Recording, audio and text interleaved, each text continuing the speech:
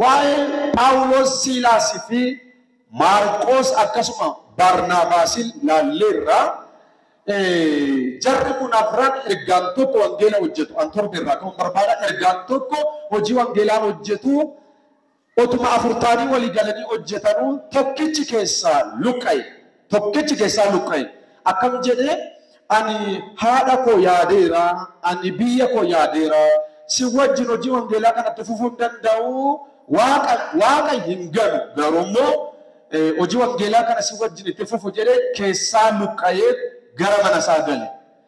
Akkamitti nu dhiisee qorumsa hamaa kana keessatti nu dhiisee luqqaa jedhee xiqqoo ishii Phaawulos Maarqoositti aaree ture. Itti aaree ture dhugumaan.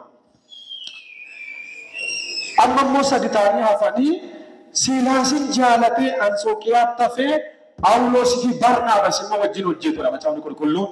Achumaan gaaf tokko Phaawulos Barnaabaasiin akkas jedhe maal jedheeni koottumee biyyatti wangeela lallabnee turre sana biyyatti dhaqnee wangeela lallabnee turre sana akkatti amantoonni jiran dhaqnee daawwannaa jedhanii walii galan. Eeyyee waan gaarii jettee dhaqnee hin daawwanna jedhanii walii galan. Amma kan isaan wal lolchiise dhaqnee daawwannaa miti. Barnabaastu yaada tokko kaase. Phaawulos deemullee hin deemna oggaa deemnu kan ammoo Maarqoosin of duuka fuunee deemnaa yaada dhiyeesse. Eenyu? Barnabaas.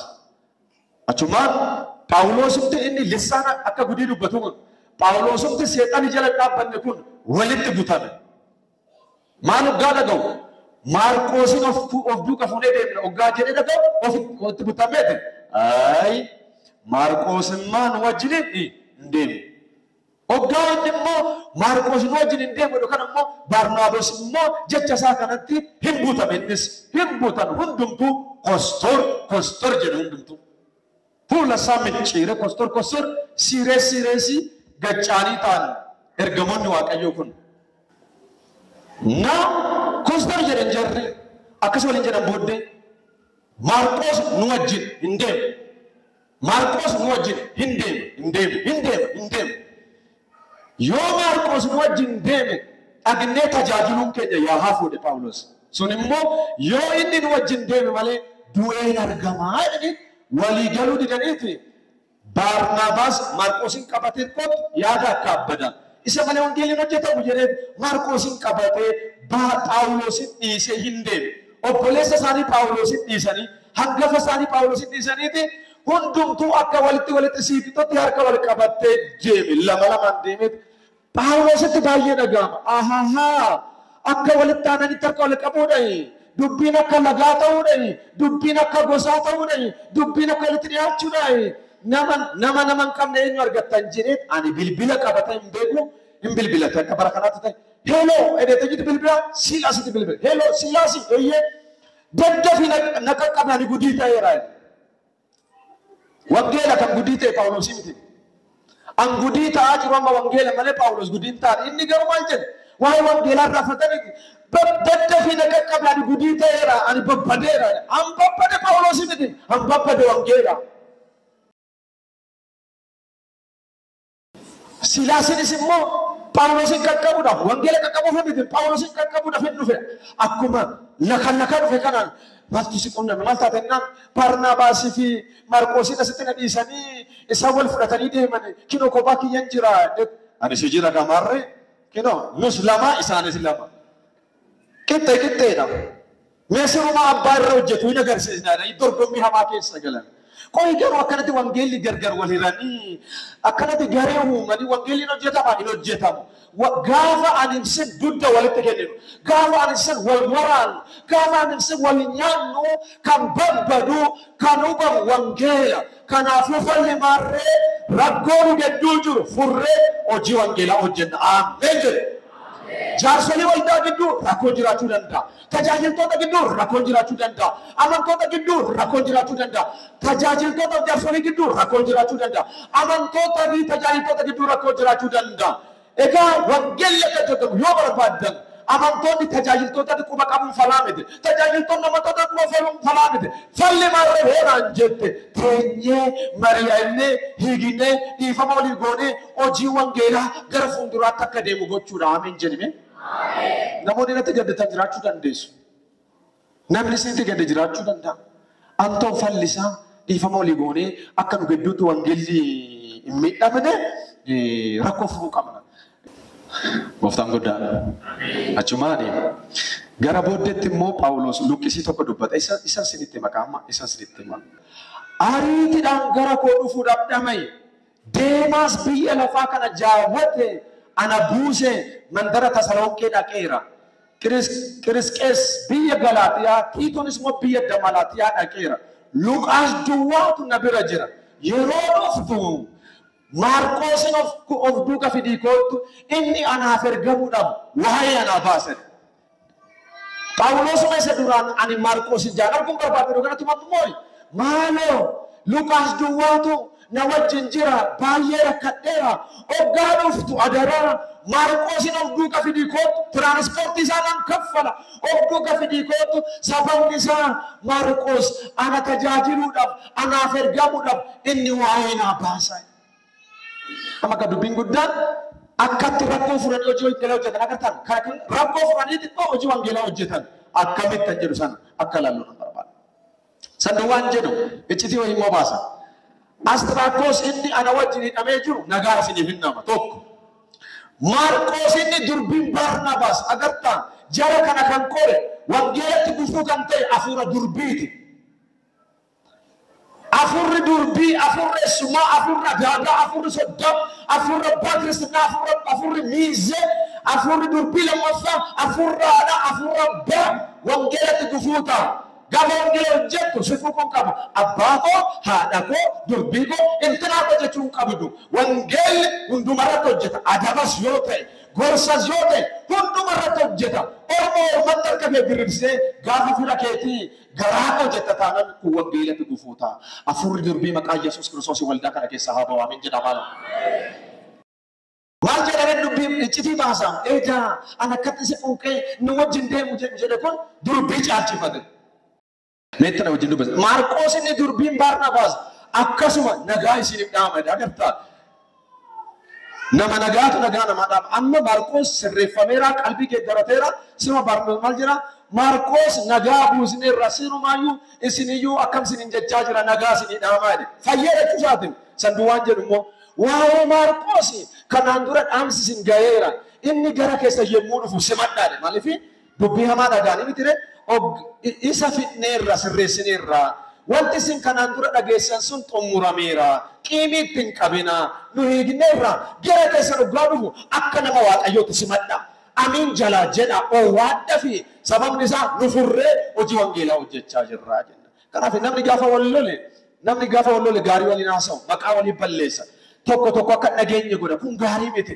Kun gaarii miti. Amma fakkeenyaaf ana jibbitanii akka namni hin dhageenye akka namni barsiisan irraa fudhanne yoo gootan anaa miti kan miidhamu. Eenyuun miidhamee wangeelatu miidhama. Kanaafuu ayyaana walii geenye takka fayyadamu akka amma ta'etti sammuu namaa keessatti waa'ee namaa xureessuu hin qabnu. Waa'ee namaa gaarii dubbachuu qabna. Nu kiristaanota rakkoon yoo jiraate iyyuu dubbannee hiikinarraan kan hafe akka namni isa dhageenye hin goonu caalatti waa'ee nama sanaa kaasne gaarii dubbanna. Galanni Gooftaaf haa ta'u.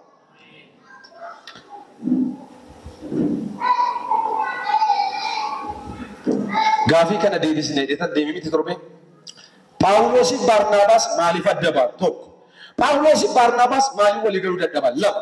Barnaabaas maaliif Yohaannis Maarqos jedhan of duuka fudhanii akka hin deemne barbaade? Afur. Phaawulos maaliif Yohaannis Maarqos jedhan of duuka fudhanii akka hin deemne barbaade? Shanaffaa.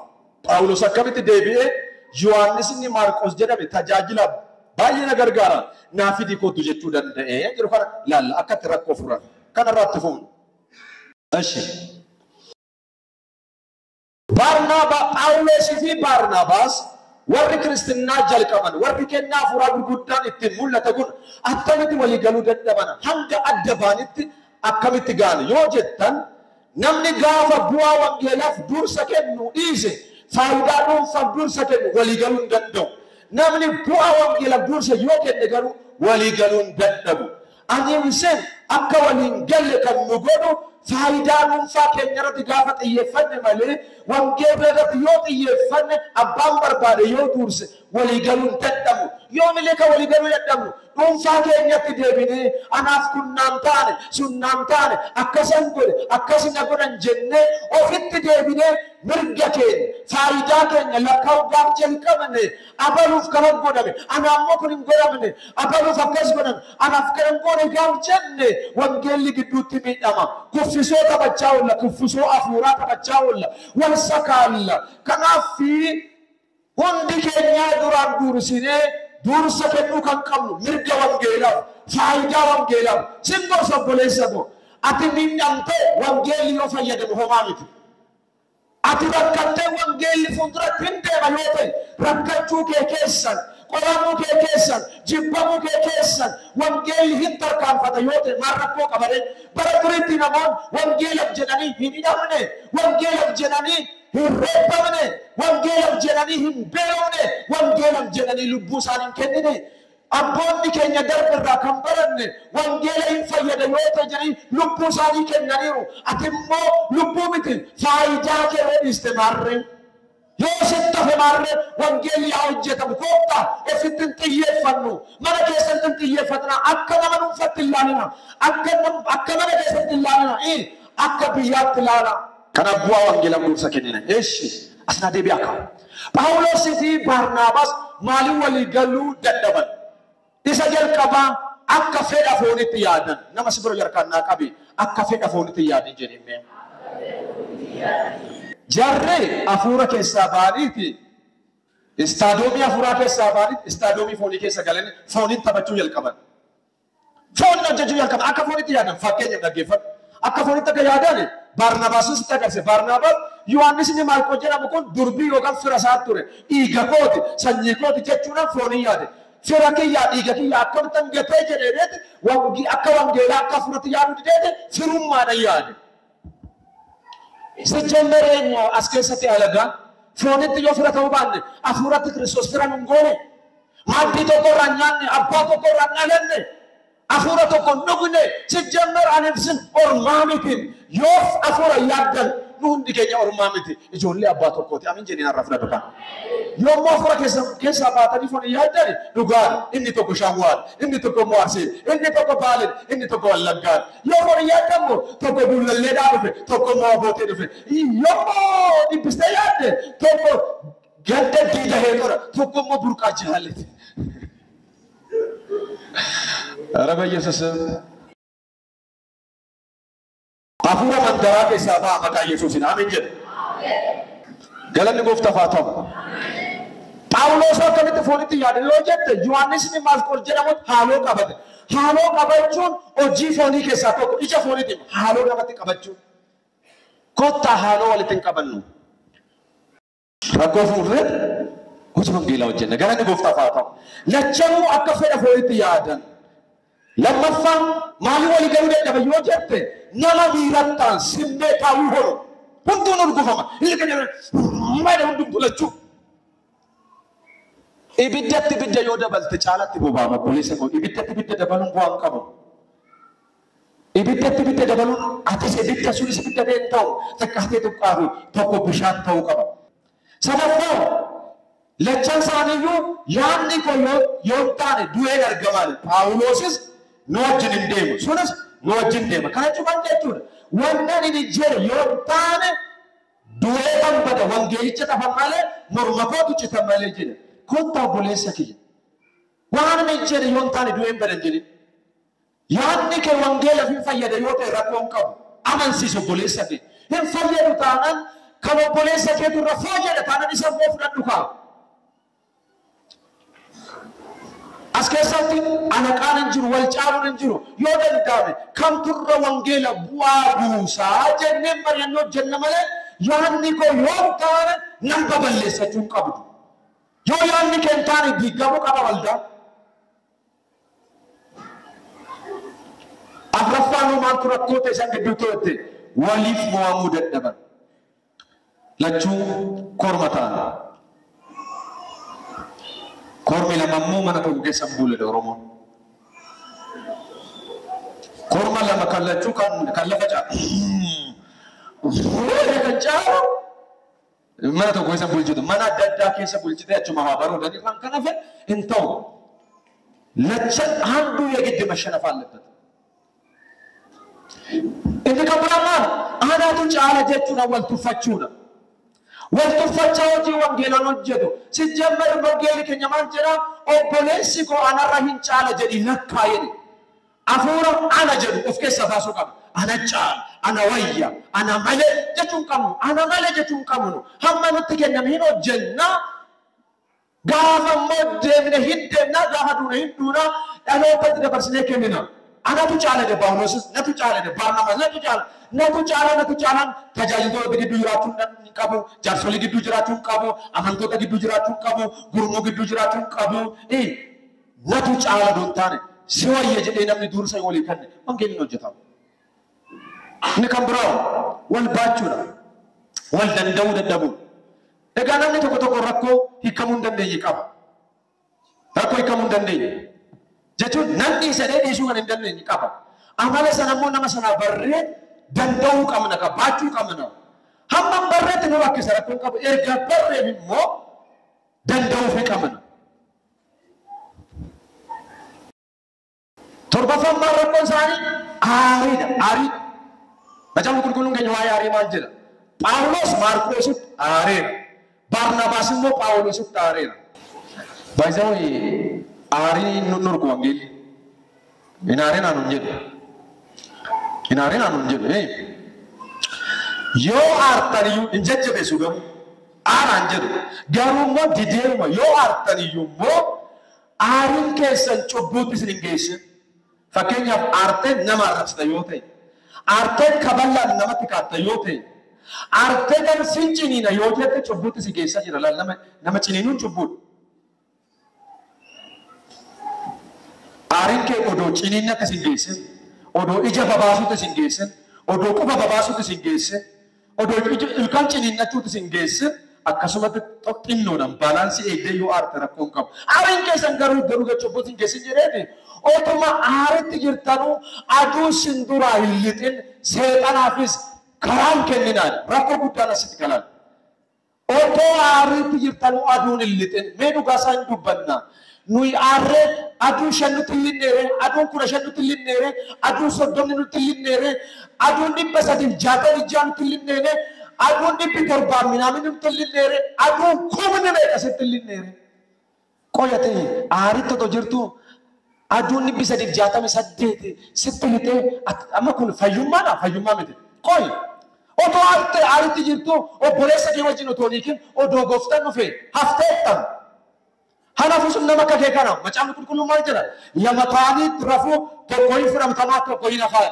Lama ta'anii qotuu tokko hin fudhatamaa tokko immoo qotiyyoo duubatti hafan jiru sun eenyu kan qotiyyoo duubatti hafu?